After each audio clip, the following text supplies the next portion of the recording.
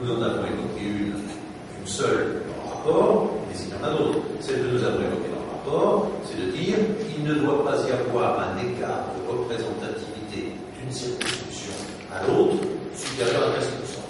Entre pas découper, sauf à le faire très artificiellement, des circonscriptions qui est exactement le même nombre de députés, d'électeurs par député, de membres de population par député. Donc, il faut bien faire des ajustements. Mais il peut y avoir des petites inégalités, une circonscription ayant un peu plus de députés, que ce soit la proportion c'est d'un à droit, soit, mais pas plus de 15% des députés. Donc ça, c'est destiné à assurer l'égalité entre tous les candidats. Deuxièmement, nous n'avons pas évoqué notre rapport, mais le législateur le convenu pourra instituer d'autres règles de découpage.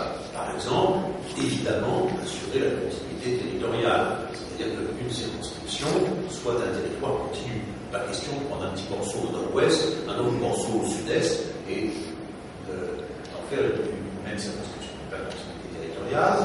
Nous pensons même, mais ça, c'est vu de l'extérieur, nous ne savons pas si le système politique mauricien accepterait, mais nous pensons même que ce serait assez bon de partir du principe qu'il vaut mieux commencer par procéder par la fusion d'un certain nombre des circonscriptions existantes.